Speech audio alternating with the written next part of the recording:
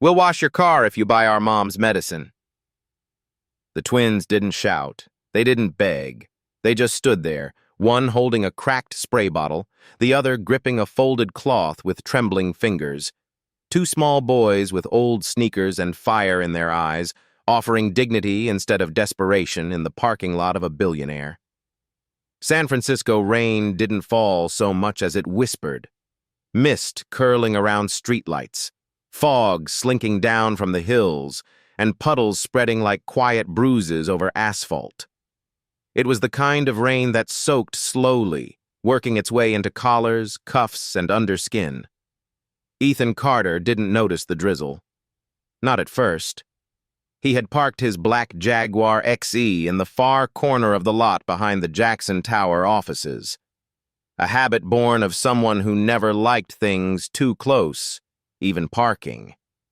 His mind was elsewhere, still spinning with quarterly reports, performance sheets, and the board meeting that had ended 15 minutes early due to his silence.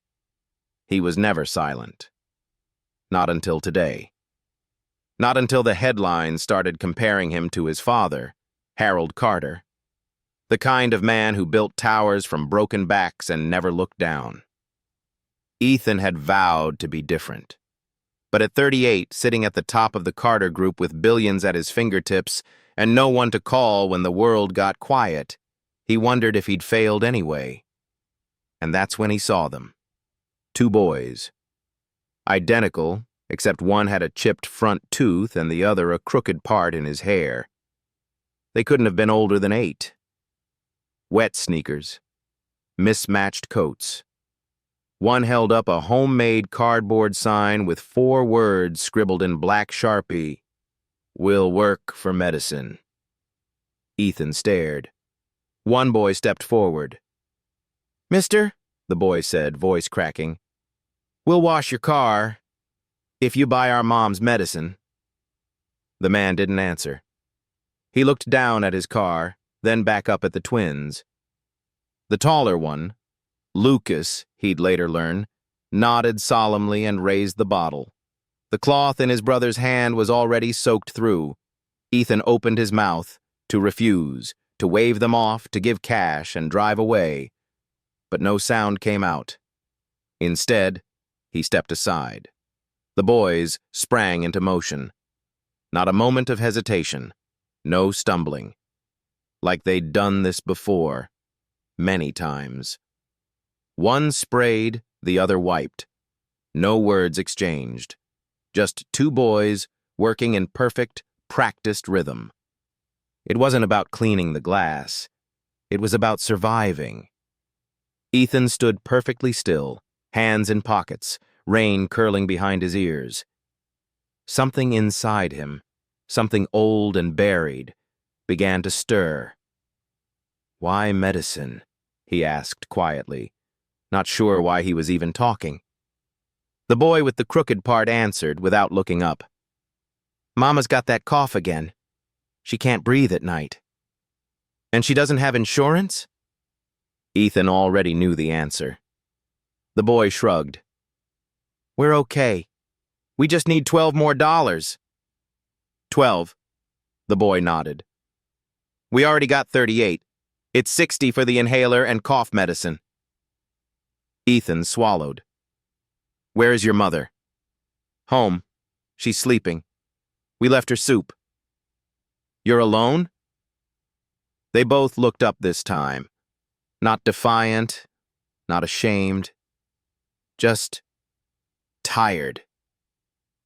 "Just till we get the medicine," the taller one said. Ethan reached for his wallet, pulled out a $100 bill, then stopped. That wasn't the right way. He didn't know why, but he felt it in his gut. These boys hadn't asked for charity. They were working, bargaining, standing in the rain to buy hope. "Let me take you," he said. They froze. Lucas, the taller one, stepped in front of his brother. "We're not supposed to go with strangers." "I'm not a stranger. I mean..." Ethan paused. "I'm Ethan Carter." The boys blinked. "I don't know who that is." the younger one said. He smiled for the first time in months. Good, he said. Do you know where the pharmacy is? Lucas nodded. Hop in. You can watch me the whole time. I won't touch the money. They hesitated. The shorter one, Jacob, whispered something to his brother. Lucas thought hard, then turned to Ethan. You drive like someone who knows the road? That surprised him. Yes, he said. Very much. Okay, Lucas nodded. But don't drive fast. 10 minutes later, the three of them stood under the flickering lights of a small 24-hour pharmacy tucked between a laundromat and a boarded-up diner on the edge of Mission District. Ethan didn't say a word while the boys approached the counter, handed over the soaked envelope with the prescription inside, and counted out coins, one by one, from a plastic sandwich bag. They were short. Ethan stepped forward and silently covered the rest. The woman behind the counter handed over the medicine. The boys clutched it like treasure. Thank you, Mr. Carter, Lucas said, eyes not quite meeting his.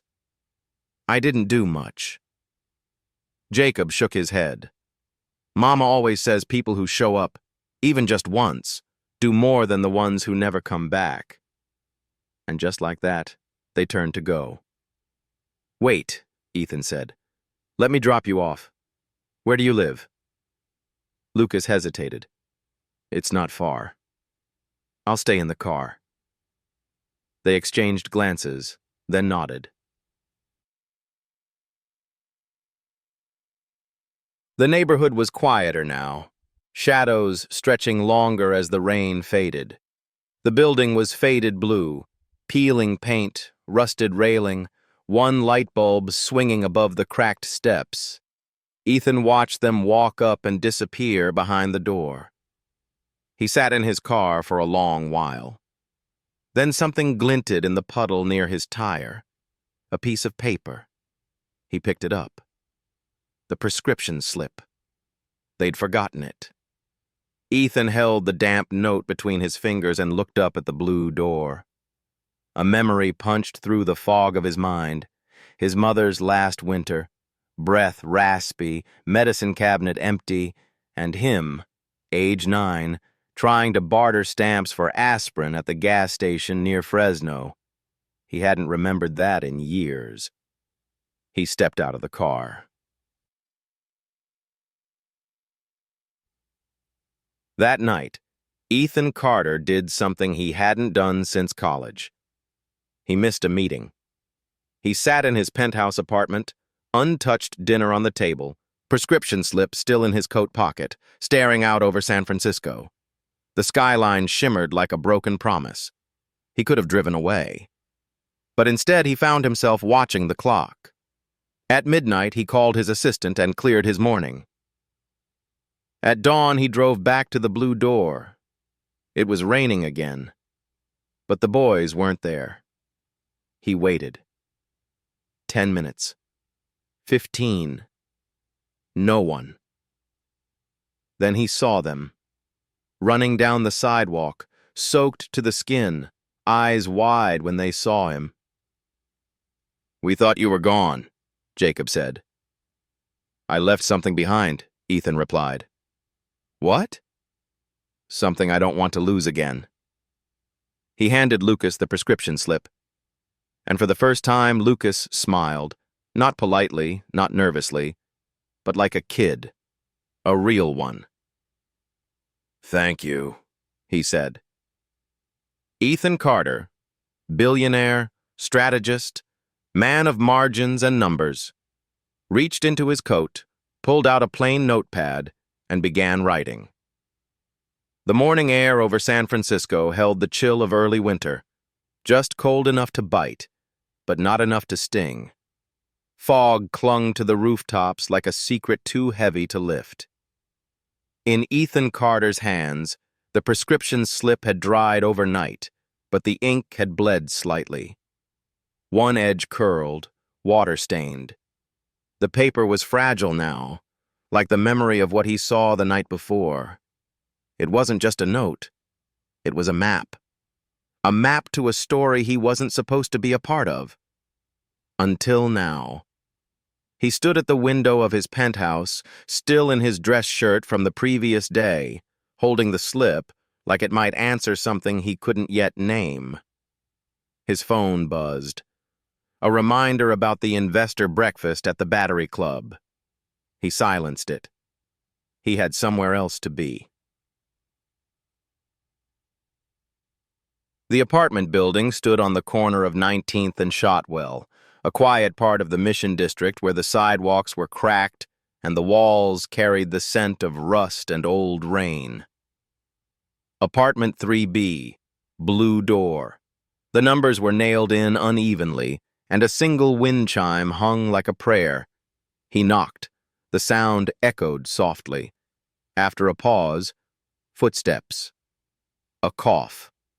Then the door cracked open. Grace Thompson stood in the narrow gap, robe drawn tight over thin shoulders, eyes cautious and clouded with fatigue. Her face was pale, lips slightly chapped, but there was a sharp intelligence in her gaze, wary, observant, not broken. Ethan held up the slip.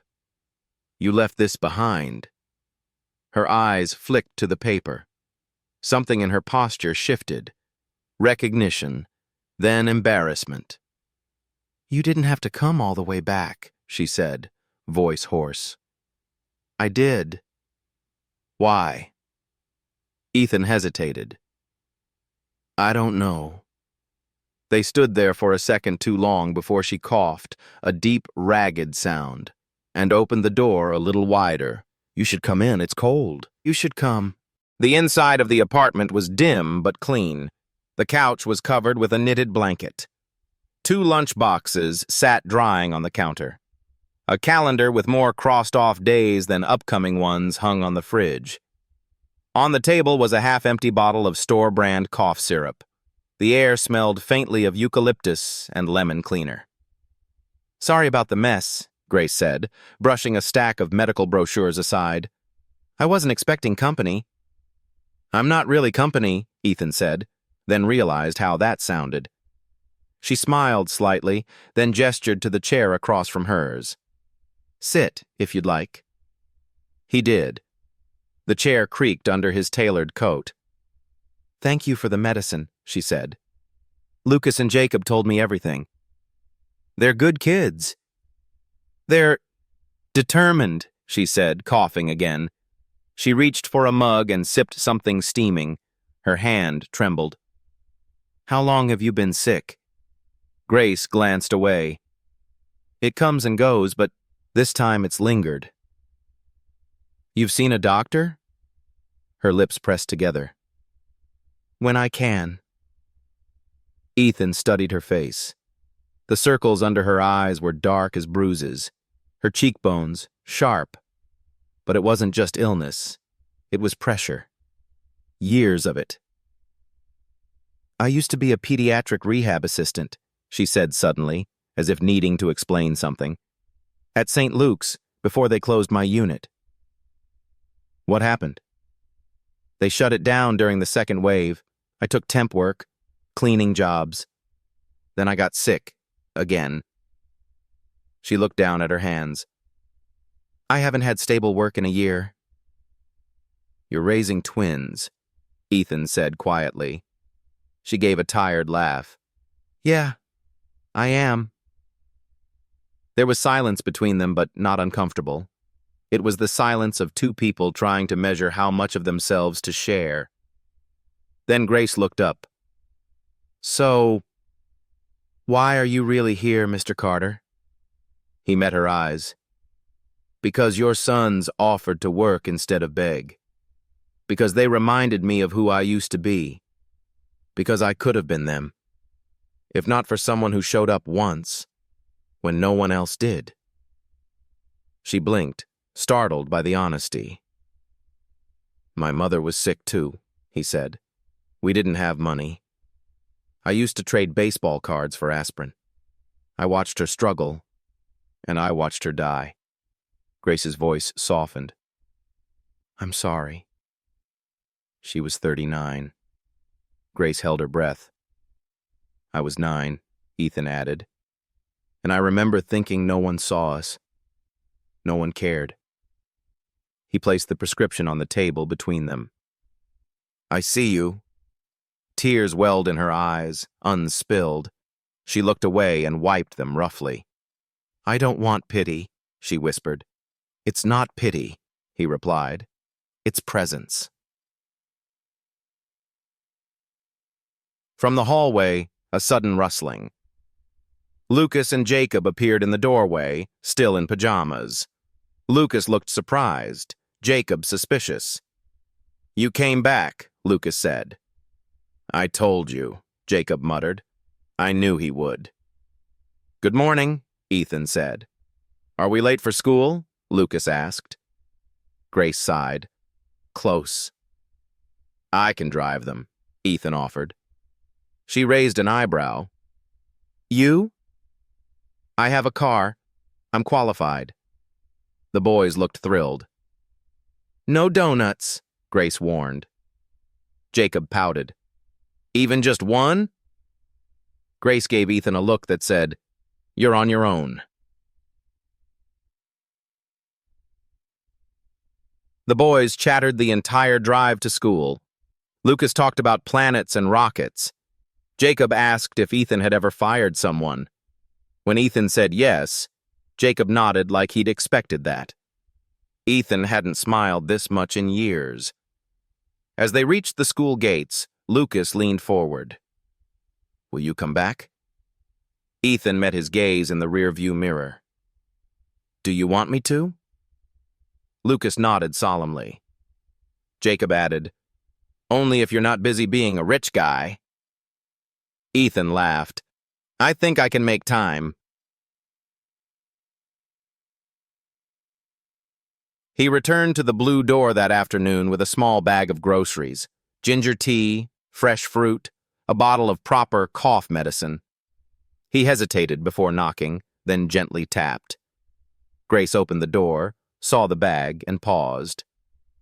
You really don't have to keep doing this. I know. She stepped aside, let him in. No hesitation this time. He set the bag on the table. I also wanted to ask you something, he said. Have you ever considered going back to school? Finishing your RN? She blinked. I used to think about it, but dreams cost money, and babysitters. I know people, Ethan said, at the San Francisco College of Nursing. If you'd like, I could sponsor you. A full scholarship. She didn't speak, just stared at him. I don't offer it as a savior, he said. I offer it because I think the world needs more people like you. Her hand went to her mouth, her shoulders began to shake. I haven't let myself hope for anything in so long, she whispered. Then maybe it's time. The third time Ethan Carter stood in front of the blue door, he didn't knock immediately. He just stared, not at the peeling paint or the rusty doorknob, but at the faded outline of a child's handprint on the bottom panel. Probably Lucas or Jacob, pressed in play or protest. The smudge was almost gone, but not quite. Like all the fragile things in this place, surviving, despite weather and time. It was strange how a door could mean nothing to the world and yet become a symbol to someone who had everything. Ethan had spent the morning sketching ideas for a new foundation, names, missions, charts, but they all felt sterile, corporate, detached. None of them held the truth. Then he remembered that handprint. And just like that, he had it.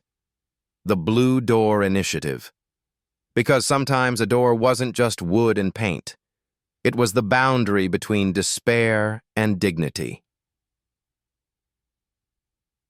Inside the apartment, Grace had just finished folding laundry. The boys were on the floor, building a rocket from toilet paper rolls and popsicle sticks.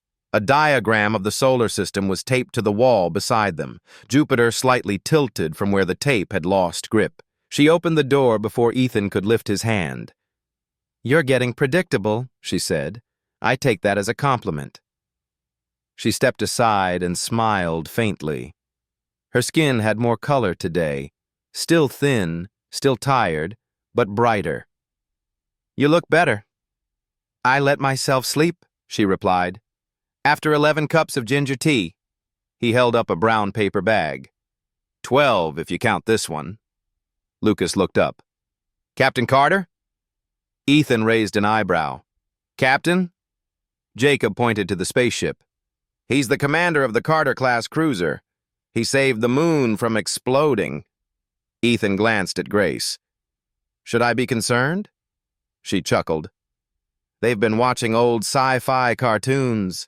You're now part of the Resistance." "Well, that's a first."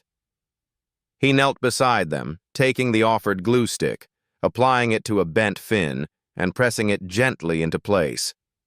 "There," he said. "Your ship is flight-ready." Lucas beamed. "We're launching tonight." Jacob leaned in. "Can we name the mission?" Grace called from the kitchen. "As long as it doesn't involve explosions in the living room." Jacob grinned. "Mission Blue Door." Later, while the boys were occupied with launch logistics, Ethan sat with Grace on the worn sofa. The afternoon light poured in sideways, highlighting the softness in her hair and the quiet lines of resilience in her face. "You weren't serious about the scholarship, were you?" she asked. "I don't say things I don't mean. I haven't been in a classroom in almost a decade. You raised 2 boys. You survived illness. That's more education than most." She stared into her mug. "It's just scary. The idea of asking the world for something again." Ethan leaned forward. "Then let it be me who asks. Grace, I want to help. Not as a handout. As a partnership. You help me build this foundation, the Blue Door Initiative, and I help you get your license. You're already a healer. I'm just offering you a bigger room to work in." Her eyes glistened. She tried to blink it away, but one tear slipped down. "I stopped letting myself dream." "Start small," he said gently. "Start with 1 key, 1 class, 1 door." The silence between them stretched, full of things unsaid. Not romantic, not yet, just reverent. 2 people who'd been living separate lives, slowly leaning toward a shared breath. Grace wiped her cheek and smiled. "You're not what I expected from a CEO." "I was," Ethan said quietly. "Until now." That evening, Grace printed her application for the San Francisco College of Nursing. The boys made posters for the foundation. One read, "Help sick moms get strong." Another, "Every blue door deserves to open." Ethan took photos of them all. Later, as he was about to leave, Lucas tugged his sleeve.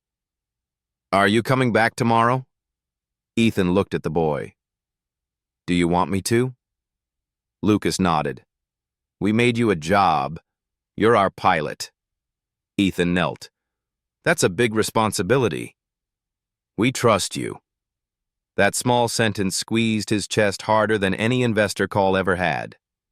Jacob joined them and whispered, "But you have to pass the space test first." Ethan raised an eyebrow. "What test?" "Can you eat a whole spoon of marshmallow fluff without blinking?" Grace burst out laughing from the kitchen. Ethan glanced back. "Is this a thing?" "In our house, yes," she said. "Consider it your astronaut initiation." He didn't pass, but he laughed so hard he didn't care. And for the first time in years, when he went back to his cold, sterile penthouse, it didn't feel like home anymore. It felt like the lobby of something unfinished. That night, he stayed up past midnight drafting a full proposal for the Blue Door Initiative.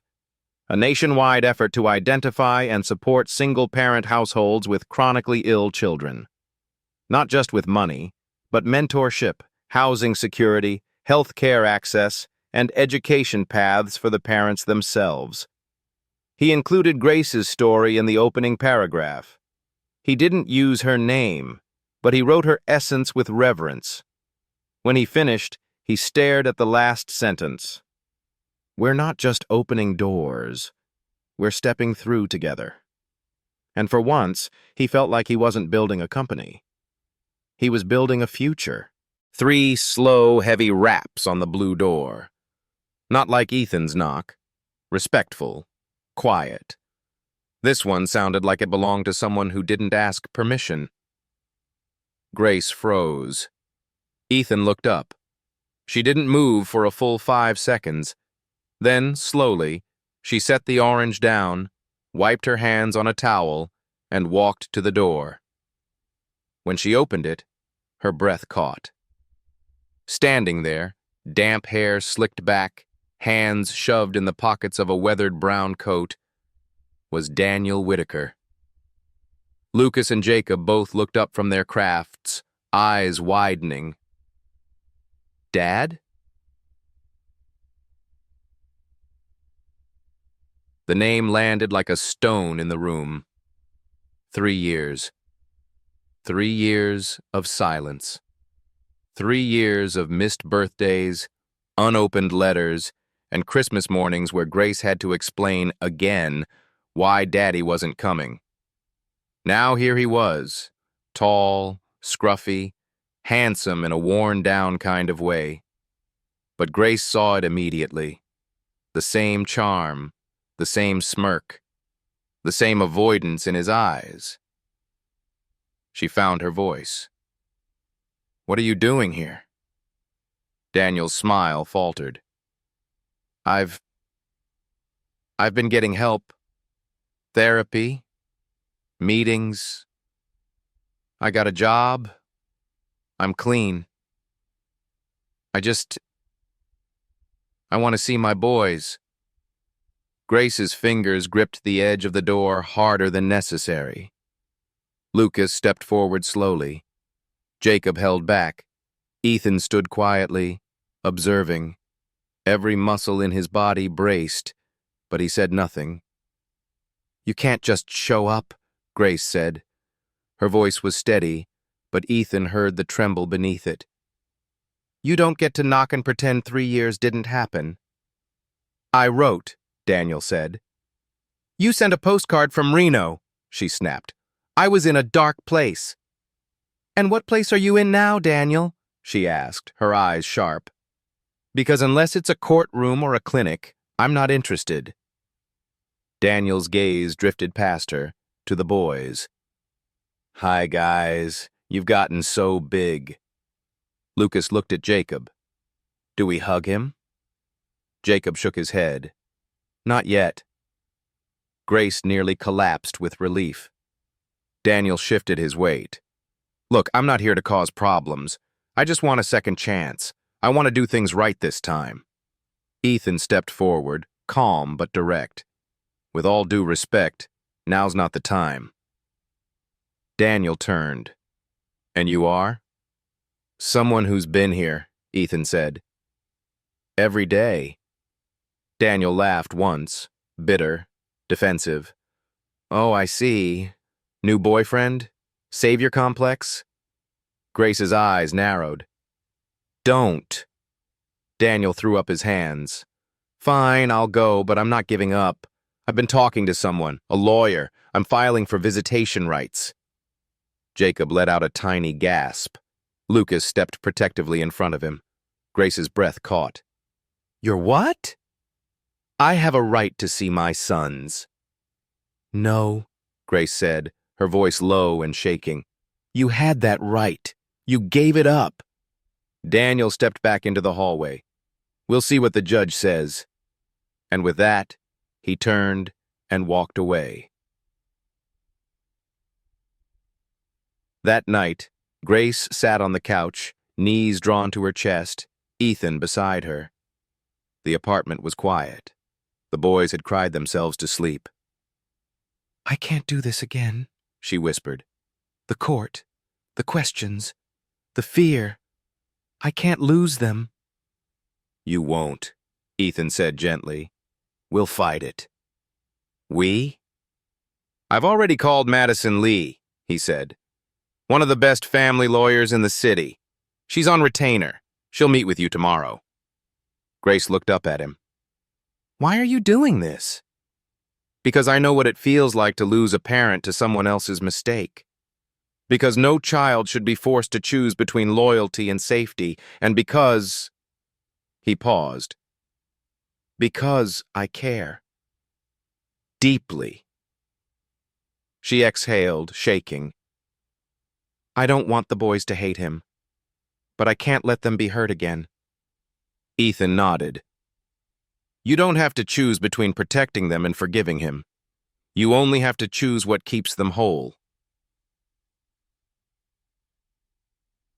The next morning, Grace met Madison Lee, a poised, brilliant woman in a navy pantsuit with a voice like clarity itself.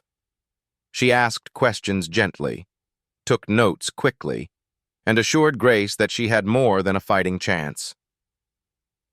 "He has no steady income, no verified recovery program, no documentation of rehabilitation," Madison explained.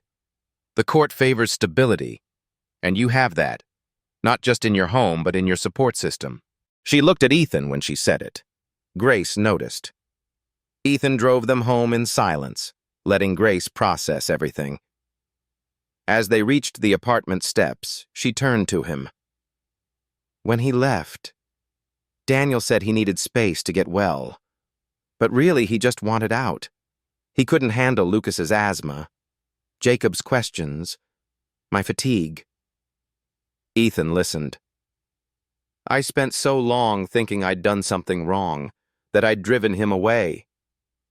"You didn't," he said firmly. "I know that now. But it took me years to believe it." He nodded. "Healing isn't linear. It's layered, like paint on an old door." Grace smiled weakly. "You and that door." "I told you," he said. "It means something."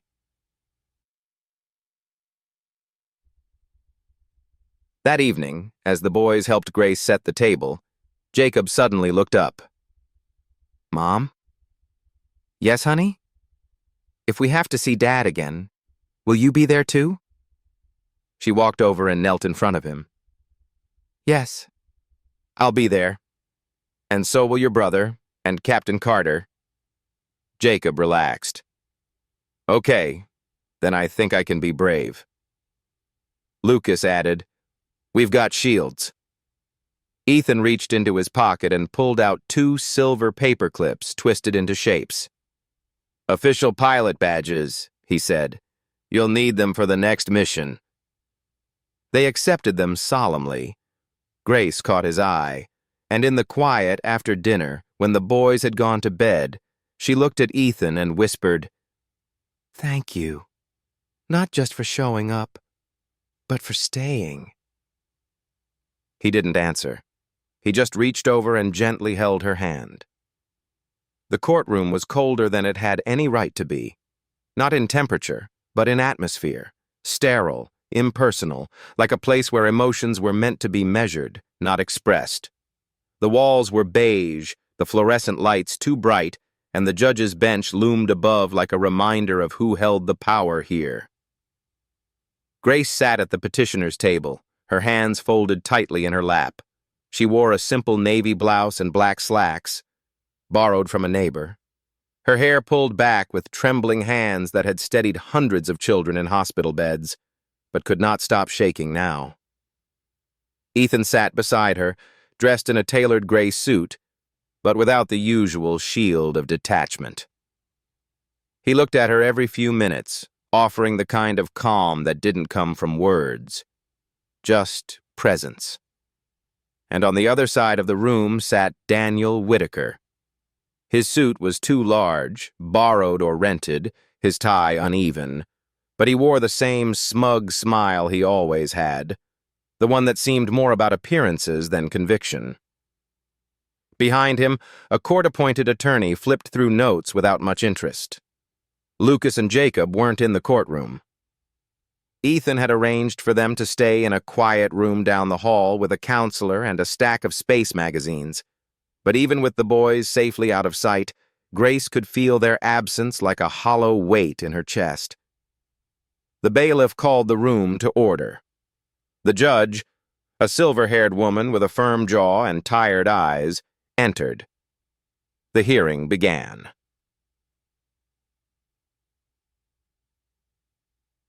Daniel's attorney spoke first. "Your Honor, my client is not seeking custody. He is simply petitioning for visitation rights as the biological father of Lucas and Jacob Whitaker. He has demonstrated a willingness to re-engage in his children's lives and has taken steps toward rehabilitation, including enrollment in group therapy and securing part-time employment." Grace closed her eyes for a moment. Enrollment, not completion. Part-time, not stable.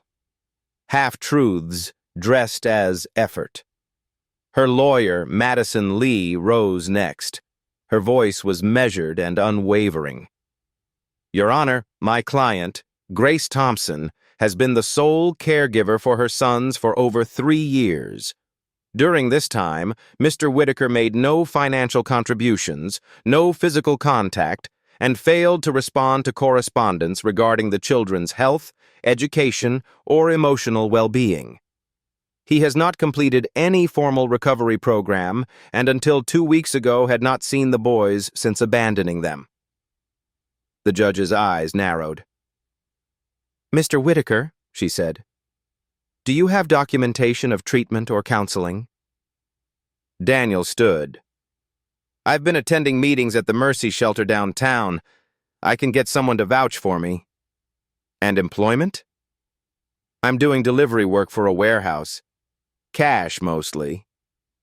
"No formal documentation?" "No, ma'am. Not yet." Madison stood again. "Your Honor, while we do not contest Mr. Whitaker's desire to reconnect, we must also consider the emotional trauma sudden reintroduction can cause.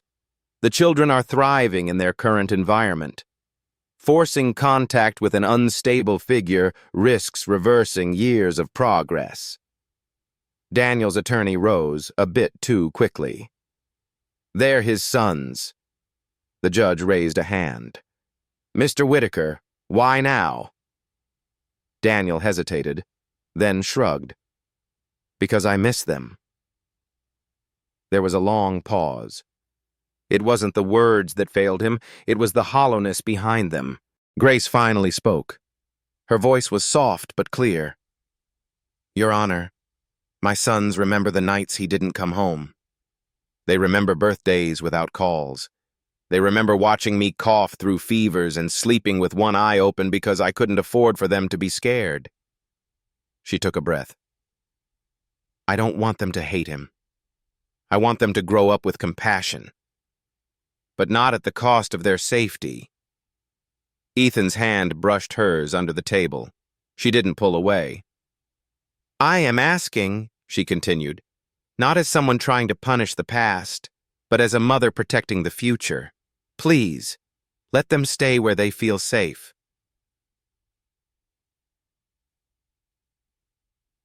There was silence in the courtroom. Then the judge spoke.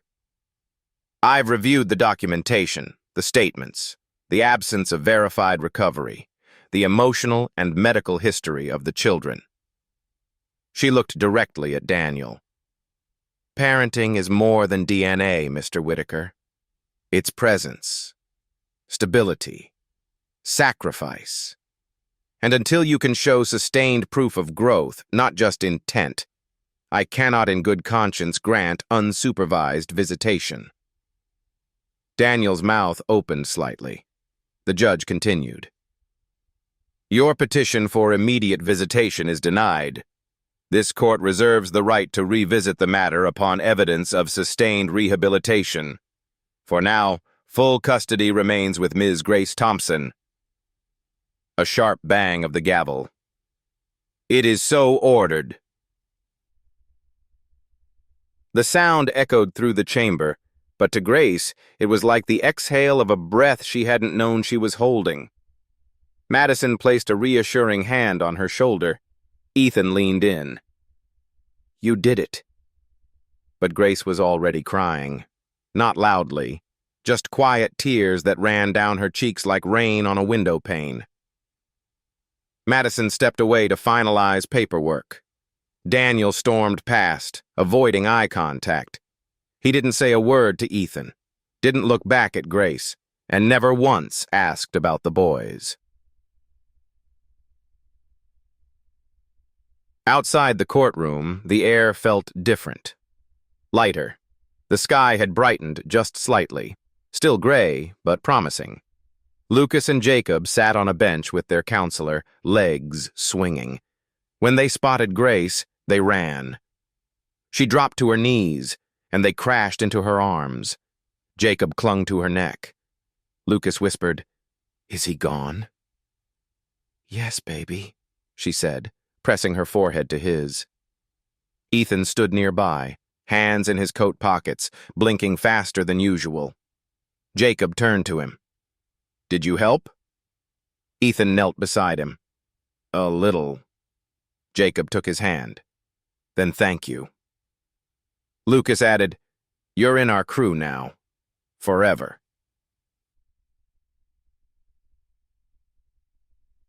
That night, back at the apartment with the blue door, Grace lit a single candle on the table. "For closure," she said, "and for new beginnings." The boys placed 2 paper stars beside it, scribbled with dreams. Jacob's read, "Mom gets healthy." Lucas's, "Our family stays together." Ethan looked at the flickering light. "May I?" He added a folded scrap of paper. Grace peeked. It said, "Hope lives here." Rain traced crooked lines down the kitchen window as Grace stirred a pot of soup, humming quietly to herself. The courtroom was behind them now, but the weight hadn't fully lifted. It clung to the corners of the apartment like morning fog that hadn't yet burned off. But the boys were laughing again. Lucas and Jacob had turned the living room into a lunar training base, using overturned chairs and cardboard boxes. Their laughter was louder now, freer. It reached into corners that once echoed silence. And Ethan? Ethan was no longer just a visitor. He was at the table, sleeves rolled up, helping Jacob trace constellations on a school project. His tie had been loosened an hour ago, his shoes were by the door, and his phone, buzzing endlessly with missed calls from his assistant and board members, was face down and forgotten. He didn't seem to mind.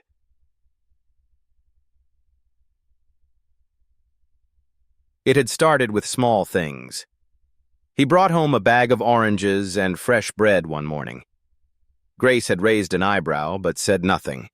Then he repaired the broken doorknob, tightened a loose pipe under the sink, found a space heater at a local thrift shop and carried it up 3 flights of stairs. He didn't ask permission. He just showed up, quietly, consistently. And slowly, something began to shift. One afternoon, Lucas had tripped coming down the stairs. Grace had rushed to him, but Ethan was already there, kneeling, inspecting the scrape on the boy's knee like a trained medic. Lucas hadn't cried, just looked up at him and whispered, "Thanks, Captain." Grace had watched the whole thing from the doorway, and she didn't know when exactly it happened. But somewhere between the late-night store runs, the science fair help, and the quiet tea refills when her cough returned, Ethan Carter had stopped standing outside the threshold of their lives and started stepping in. It was a Saturday when the envelope came, thin, white, and marked from the San Francisco College of Nursing. Grace stared at it for a full minute before opening it. Then she screamed. The boys rushed in, startled. Ethan stood from the couch, concern etched across his face. Grace laughed, a sound so bright it startled even her. "I got in," she said, holding up the letter like a prize. Full admission, financial aid, orientation starts next month. Lucas and Jacob whooped, hugging her tightly. Ethan smiled, and his eyes crinkled at the corners. I told you. She looked at him, really looked at him. I hadn't dreamed of anything in years, she said softly. Then you walked in and gave me back my voice. He took a step forward gently. You already had it, Grace. I just listened. She blinked fast, then threw her arms around him. It was the first time she touched him without hesitation, and it broke something open inside them both.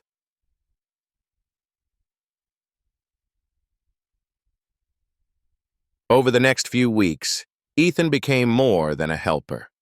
He became routine. Morning drop-offs, evening dinners, PTA meetings, and late-night tea on the fire escape. He kept a pair of running shoes by the door. The boys started saving a seat for him at the dinner table before he even arrived. And one morning, as Lucas poured cereal, he casually asked, Hey, Mom, what's Ethan's favorite color? Grace, standing at the sink, froze. Why? Just wondering. Then Jacob piped up, Do you think he'll come to the school play? I want him in the front row. Grace turned, the spoon in her hand trembling slightly. The boys didn't notice, but Ethan, sitting nearby, did.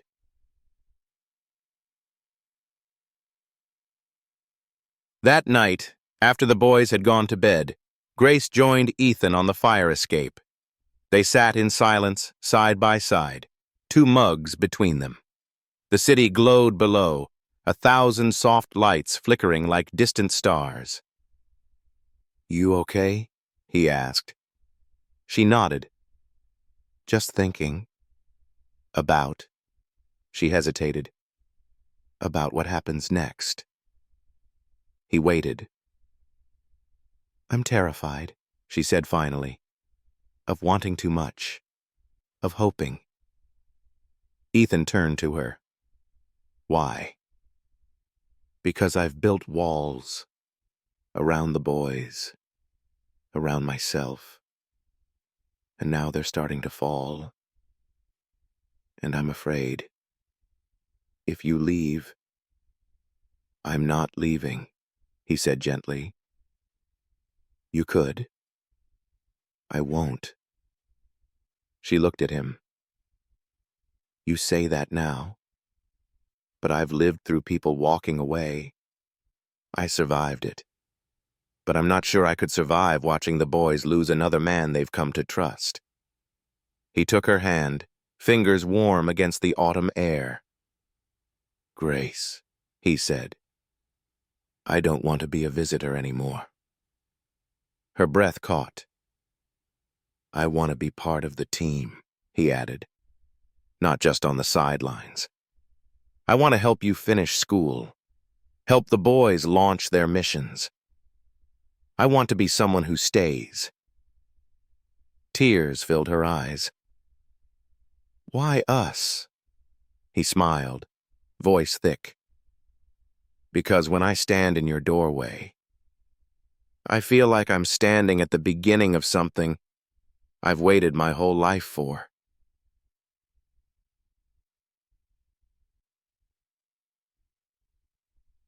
The next morning, Ethan brought home a surprise. A small desk for Grace. It wasn't new. The edges were scratched. One drawer stuck. But it was solid. Real. Like her second chance. She traced her fingers across the wood. Where did you find this? Salvation Army, he said. Don't ask how I carried it up 3 flights. She laughed and then stopped. Because tucked in the drawer was a small box. Inside, a scholarship certificate. Personalized, signed, sealed. The Carter Blue Door Nursing Scholarship. She covered her mouth with her hand. I wanted you to have something in your name, he said. She sank into the chair, tears brimming. I can't. I don't know how to thank you.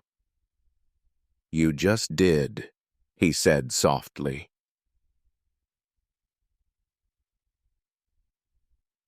That night, the boys held a ceremony. They made Ethan a paper medal.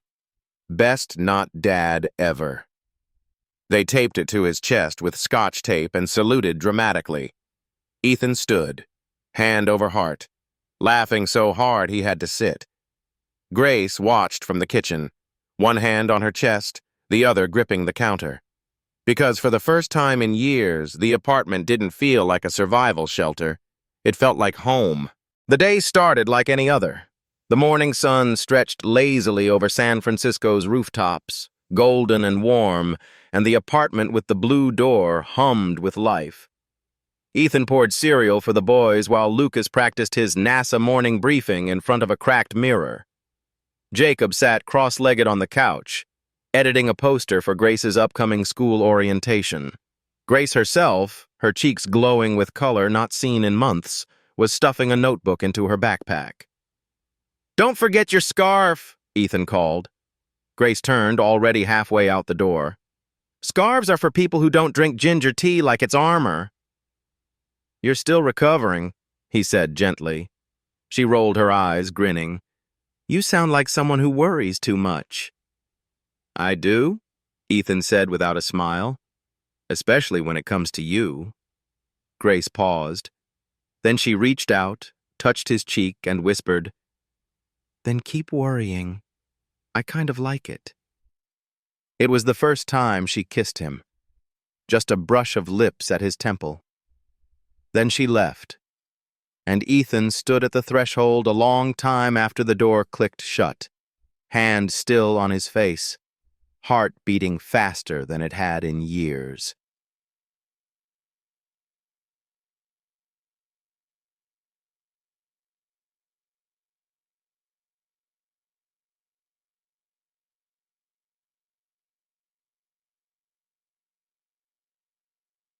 By 11 o'clock a.m., Grace was sitting in the back row of her first pharmacology class at the San Francisco College of Nursing. Her fingers fidgeted with a pen.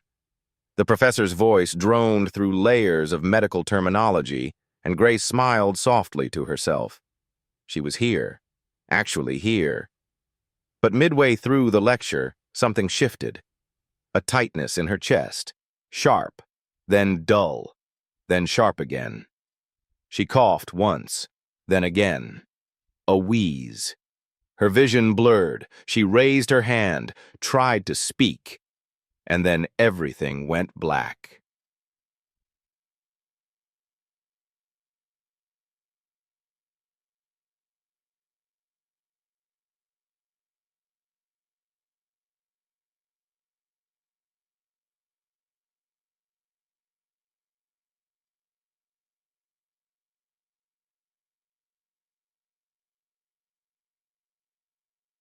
At 11:34 a.m., Ethan's phone vibrated on the kitchen counter. He was reading a space-themed bedtime story to Jacob and Lucas, even though it was barely noon. Their early astronaut nap, they called it. When he answered, it wasn't Grace. It was the university nurse. Ethan drove like a man with fire in his veins.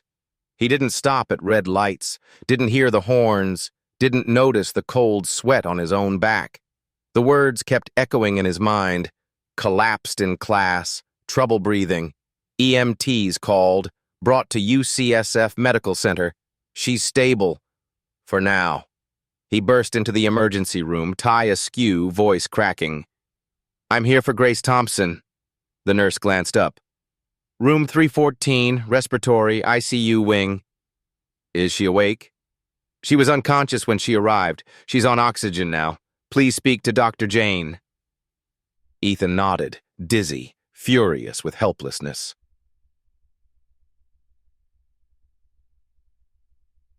In the hospital room, Grace looked impossibly small beneath the sheets.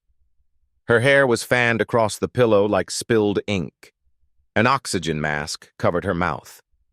Her chest rose and fell too slowly. Machines beeped with mechanical indifference. Dr. Jane, a slim man in blue scrubs with weary eyes, entered behind him. "She suffered a respiratory event," he said softly. "Her lungs were already compromised. Likely a post-viral complication. We've stabilized her, but she's extremely weak." Ethan couldn't take his eyes off her. She needs rest, monitoring, possibly longer-term pulmonary care. "Will she?" "We're doing everything we can."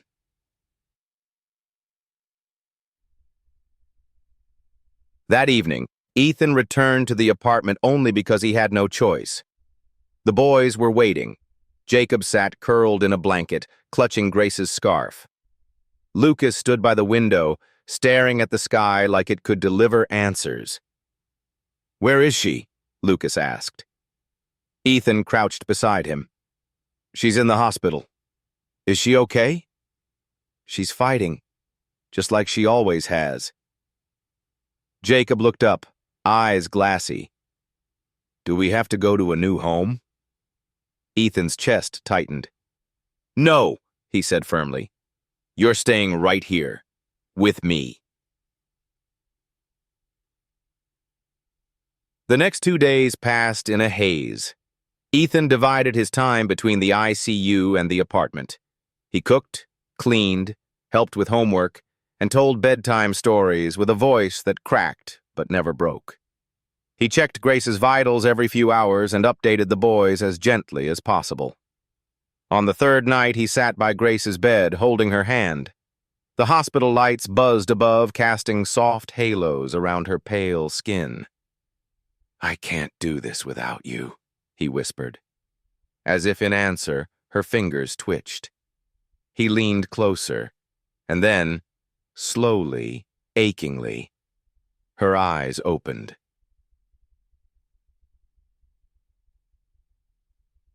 Her voice was barely audible. "What time is it?" "Just after midnight."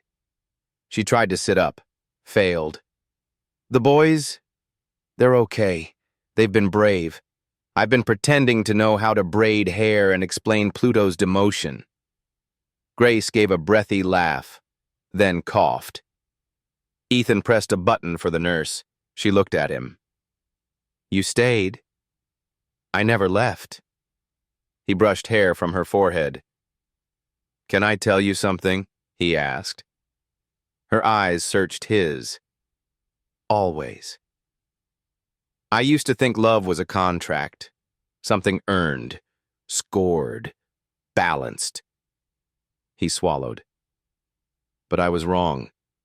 Love is what happens when you show up, even when you're terrified, even when you're not asked to."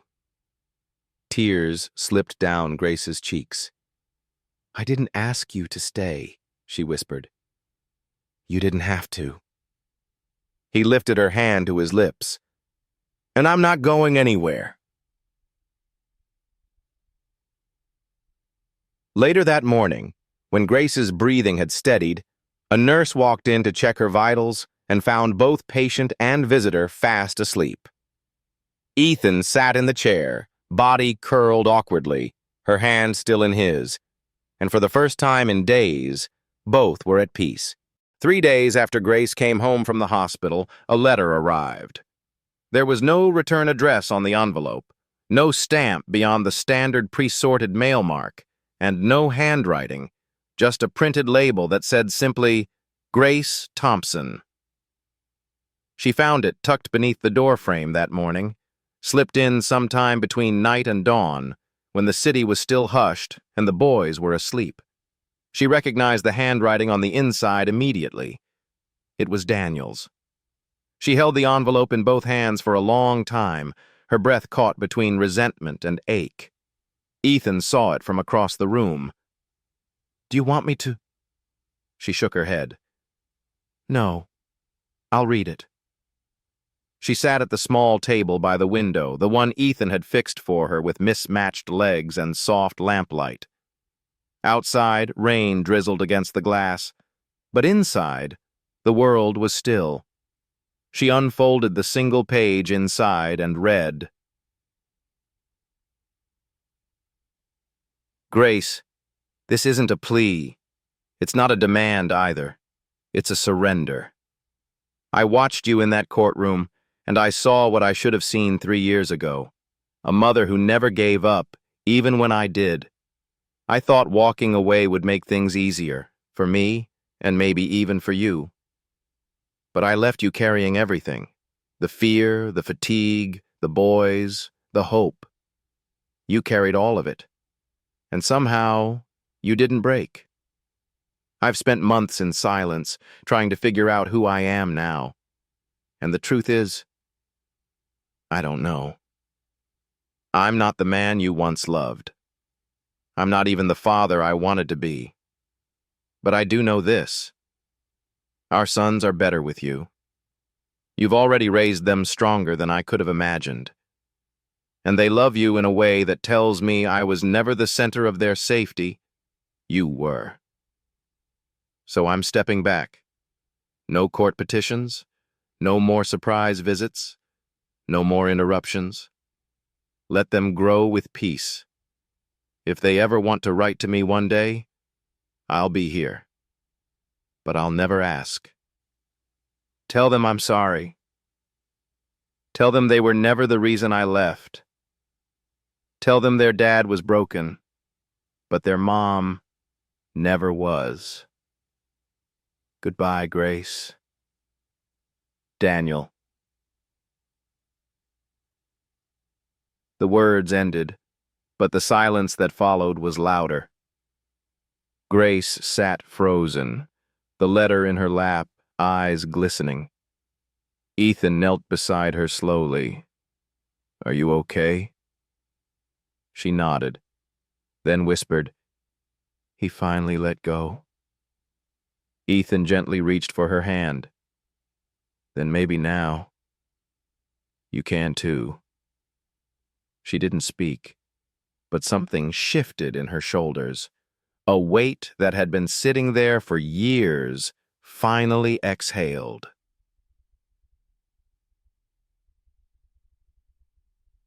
That weekend, Ethan surprised Grace and the boys with a set of new house keys.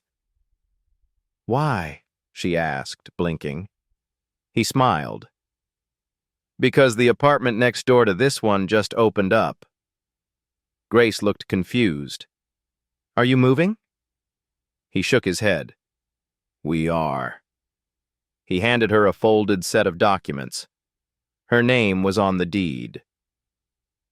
"What is this?" she gasped. "A new home, bought under the Blue Door Foundation, and gifted to its first recipient." Tears filled her eyes. "Ethan, you've given me more than I ever knew I needed," he said. "This is just the beginning." Lucas ran to the window and shouted, "Wait, the door is blue too," Jacob added.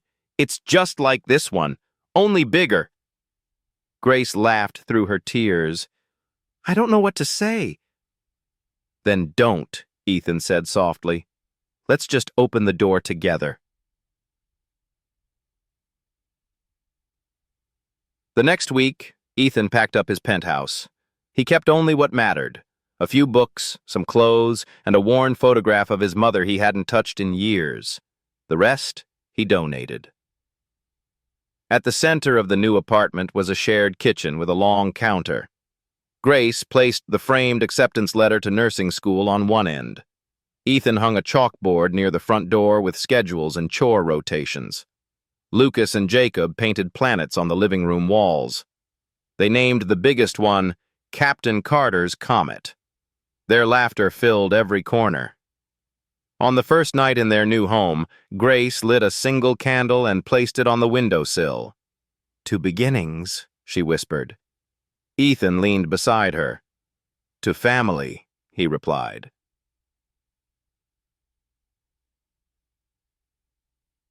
One afternoon a week later, Lucas handed Ethan a folded piece of paper. "We wrote something," he said solemnly. "Me and Jacob." Ethan sat on the couch and opened the page.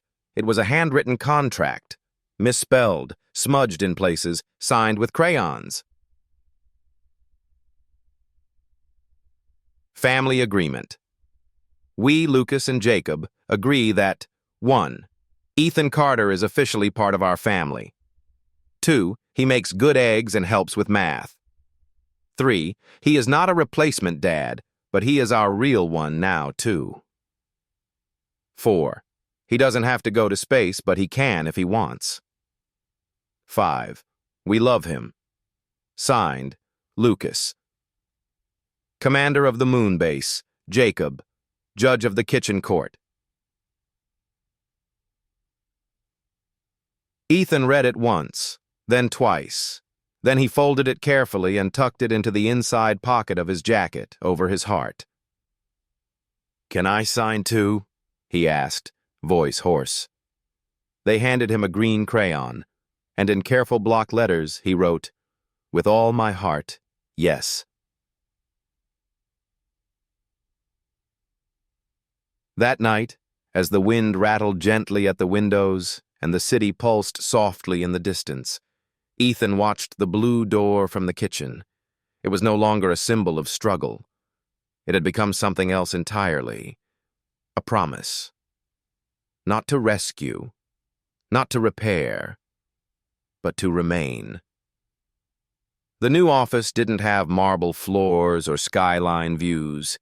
There were no tinted glass walls, no automated espresso machines, and no polished steel conference tables. Instead, there was a corkboard cluttered with photographs of smiling families. Crayon drawings of rockets and rainbows hung beside spreadsheets, and a kettle always whistled softly in the break room. The walls were painted soft sky blue, the exact shade of the apartment door where it all began. A small wooden plaque greeted every visitor near the entrance. It read, "Every door should open to hope." The Blue Door Initiative. Ethan Carter stood by the window, watching the rain bead across the glass. Grace sat beside him, her nursing badge clipped to a canvas tote stuffed with textbooks. She had just finished her clinical rotations and walked straight into the office still wearing her scrubs. They had spent the morning reviewing new applicants, mothers with children suffering from chronic illnesses, displaced after the pandemic, seeking help not in dollars but in dignity. Each file represented another life on the edge, another story waiting for someone to listen. Across the hall, Lucas and Jacob were interviewing their first junior ambassador, a wide-eyed 9-year-old girl named Tanya who had recently survived pneumonia. She wore a sunflower pin and carried a list of questions scribbled in purple ink. Ethan smiled. "They're better at this than I am." Grace laughed. "That's because they've lived it." He turned to her. "So have you." She looked down at the folder in her hands. "I never imagined I'd go from being helped to helping." "That's how change happens," Ethan said. "From the inside out." The Blue Door Initiative started with a single goal: to create a safety net for single mothers with sick children, mothers like Grace, who had fallen through the cracks too many times. Within 6 months, it became a movement. Backed by Ethan's resources, legal team, and a growing circle of partners, they launched community health workshops, subsidized housing programs, mobile clinics, and education scholarships. Grace, once a struggling patient, was now the director of family advocacy, and every family they helped became part of a growing wall of stories, pinned one by one to the corkboard near the front door. Each new name, a reminder, you're not alone anymore. One afternoon in late spring, Grace received a letter from a mother named Kayla Hernandez. She was 28, a former grocery store worker, now raising a 6-year-old daughter with sickle cell anemia. The letter read, "I saw your story on the news. The way you spoke about fighting not just for medicine but for visibility, it made me cry. I thought no one saw us.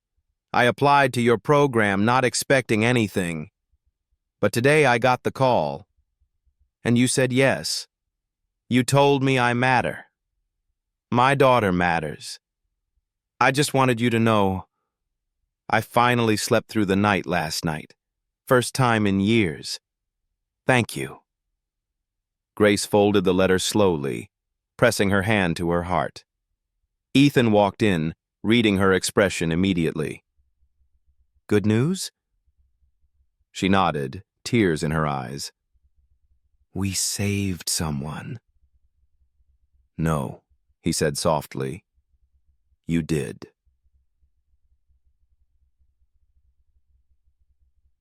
That same week, the initiative held its first fundraising gala. But it wasn't held in a hotel ballroom. It was held in the community center gym where Grace used to bring Lucas and Jacob to read donated books on rainy afternoons.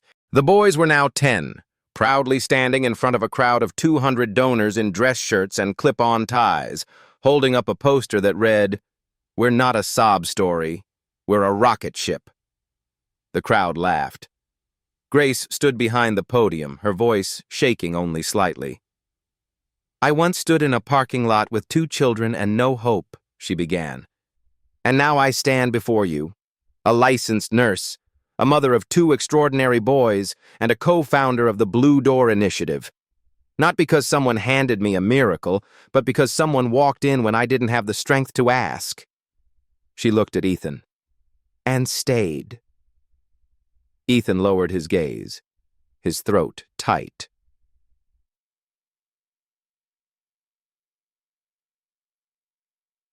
Later that evening, as the lights dimmed and guests mingled over lemonade and pie, a commotion stirred near the door. A woman in a raincoat stood, cradling a frail little girl in her arms. She looked lost, desperate. Grace moved first, reaching her in seconds. Hi, she said gently. I'm Grace. You're safe here. Can you tell me what's wrong? The mother trembled. She's been coughing for days. We've been living in our car. No clinic would see us without insurance. Grace didn't blink. What's her name? Diana. And yours? Sarah. Grace turned to Ethan, who had already called one of their partner doctors to prepare a room in the mobile clinic parked outside. As the mother wept with relief, Grace knelt beside the little girl and whispered, You're going to be okay. We're going to open a door for you now. The next morning, Grace found Jacob sitting quietly in front of the corkboard. Mom? Yes, baby? He pointed to a new picture, Diana, smiling beside a nurse holding a juice box. Did we really help her? Grace smiled. Yes, honey. We did. Like Captain Carter helped us? She nodded. Exactly. Jacob thought for a moment. Then I want to help someone too. Someone scared like I used to be. Grace kissed the top of his head. You already are. A week later, the Blue Door Initiative released its first national newsletter. At the top of the page was a quote from Lucas. We don't rescue. We remind people they matter. That's what heroes do. And below it, a new name had been added to the leadership list, Lucas and Jacob Thompson, Youth Ambassadors. The photo attached showed the twins standing in front of their new blue door, arms crossed, smiles proud, and a sign between them that read, Welcome home. We saved you a seat. The house wasn't big.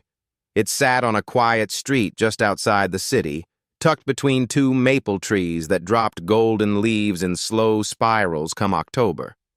The lawn was uneven, the fence needed repainting, and the mailbox leaned slightly to the left. But the door was perfect. Painted in a fresh coat of sky blue, it stood tall and welcoming, with a simple wooden sign hanging above it that read, the Carter-Thompson home. It had taken them a full year to get here.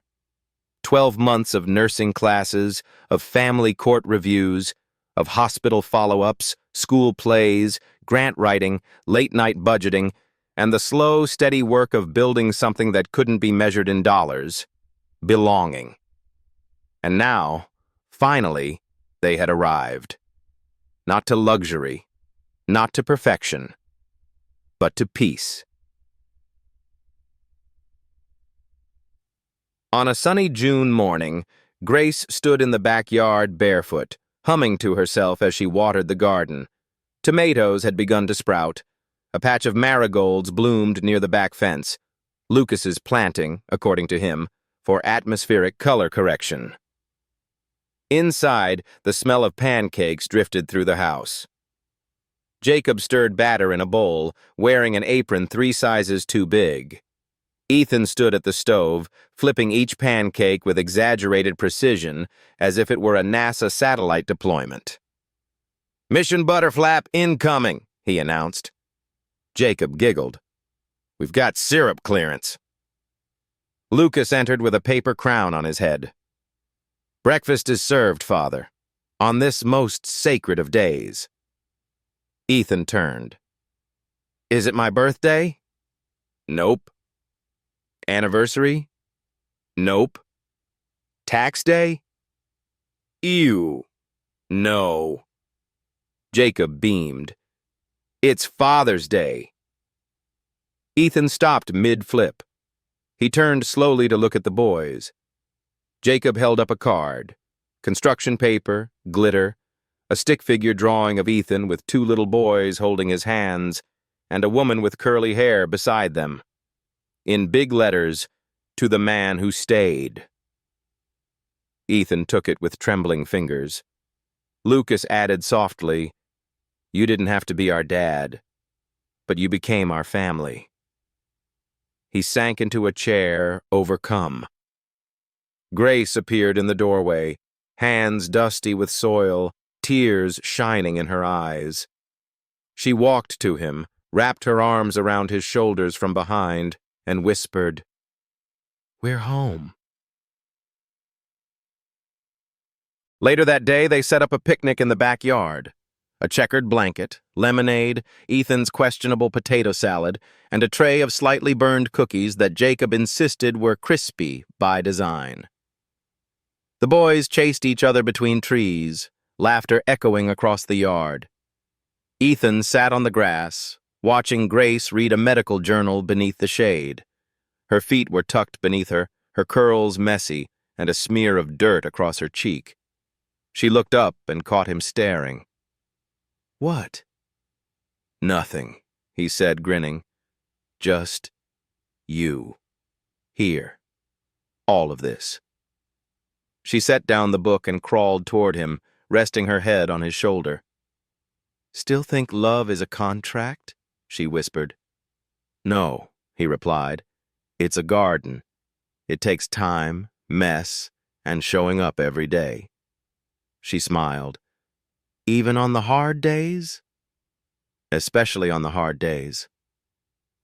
That evening, as the sun began to dip low, painting the backyard in honey-colored light, Lucas and Jacob brought out a surprise. A handmade quilt, stitched with tiny squares of old shirts, school art, and even a corner of Grace's first nursing scrubs. In the center, a blue door stitched in thread. They wrapped it around Ethan and Grace and huddled together on the porch swing. Grace looked at her boys, her brave, brilliant boys, and at the man beside her who had walked into their lives with nothing to prove, only everything to give. "Remember," she said softly, "we started with nothing." Ethan kissed her knuckles. "We started with 2 boys and a windshield." Jacob leaned in. "And a captain who didn't know he was going to be a dad." Lucas added, "But he learned." Ethan smiled, eyes full. "Best mission I've ever flown." As dusk settled and the first stars blinked awake above them, Grace rose and walked to the front of the house. She stood before the blue door, still chipped slightly at the edges, still perfectly imperfect, and ran her hand along the wood. This wasn't just a house. It was the answer to every night she'd cried in silence, to every whisper she'd made to a sky that never answered. It was proof that life could grow even after everything had fallen apart, that love could be planted in gravel and still bloom, that people could leave and still someone might come back, not to save you, but to stay. She opened the door and called softly, "Come in, dinner's ready." And behind her 3 pairs of feet ran forward, into the house, into the light, into the life they had made together.